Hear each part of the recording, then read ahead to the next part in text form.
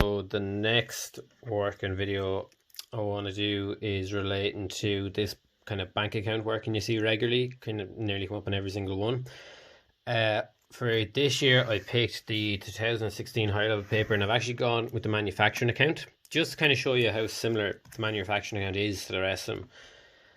With the workings, of course, and then you obviously have to do your third account, you have the manufacturing account, and then your paid and profit and loss in your balance sheet. But look, this will hopefully familiarise yourself. I know we haven't done it in class, but this is how we go about approaching this one. So, what are we told? The figure for bank in the trial balance is taken directly from the firm's directly from the firm's records. However, a bank statement dated 31st of the 12th 2015 has arrived showing an overdraft of 36,300. A comparison of the bank account and the bank statement reveals the following discrepancies. A check for 800 received from a debtor has been dishonoured. This has not been entered into the books. So how we're going to go about this, so 2016 manufacturing account.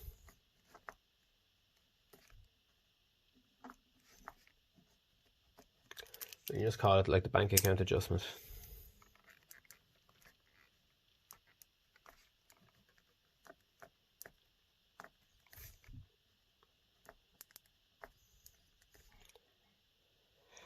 So I'm actually going to do this in two ways. First way, I'll just show you kind of working down, kind of one you'd be more regular, you'd be more kind of used to seeing, and the second one I'll show you is a T account adjustment style. So with the first one anyway, we look at our bank figure.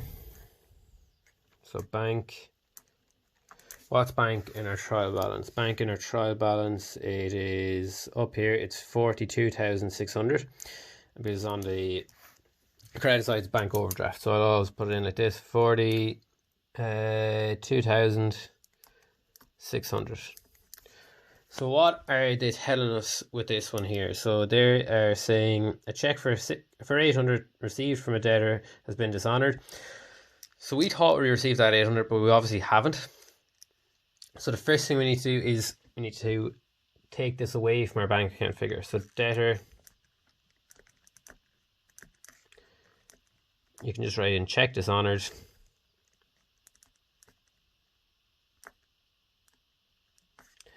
And you're taking away that 800.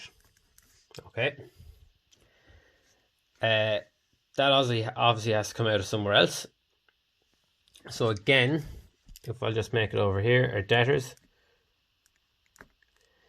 Now in this question we would have had debtors adjustment and working 4, and it would have come to 37,000. So originally debtors up here was here we are, 52,000, and then in note 4 we're told there about goods returned. Yeah, so our debtors figure is 37,000, so that's where I'm getting that from. So with this, if the check was dishonoured, we thought he paid us 800, so we originally would have taken that off our debtors figure, but now we need to add it back on because he still owes us the 800. It doesn't matter if the check bounced. So 800. So now we have a new debtors figure of 37,800, and that's going to be a current asset in your balance sheet. Okay. So that's that first part done there. Second part, rent of 5,100 for 6 months ended the 30th of the 4th 2016 was paid directly into the firm's bank account. Now, two things you need to look at here. You're told a date, so obviously the date is of importance.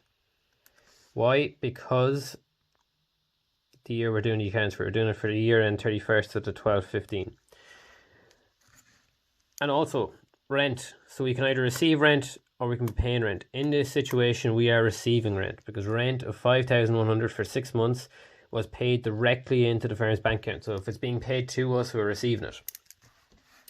And we know that as well up here because we see rent, it's on the credit side, meaning it's a gain, so we are receiving the rent. So if we've received this rent, we can add this in here. Rent 5,100 has gone into our bank account. So it reduces the overdraft we have. So then we have a final bank account figure of 38,300 negative, and that is going to be a current liability in our balance sheet. Now we've kind of two small adjustments to make here with this rent as well. So for rent,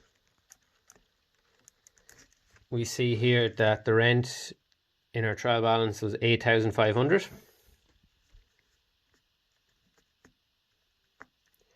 And because it's told down here that we haven't actually, that's a discrepancy, we haven't actually shown it in our accounts up here either. So we can add that back in here as well. So check.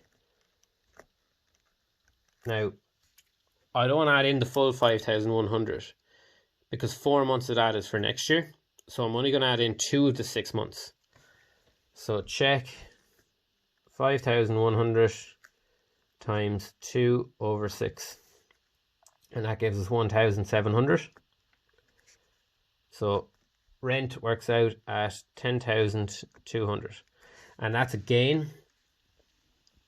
And that will be going into our operating profit. Okay, so our operating income, sorry, it'll go into add it to our operating income. And then the last bit, because we've only dealt with 2 to 6 months, we've the other 4 months. So rent is, in total we got paid 5,100, but we've rent prepaid of that.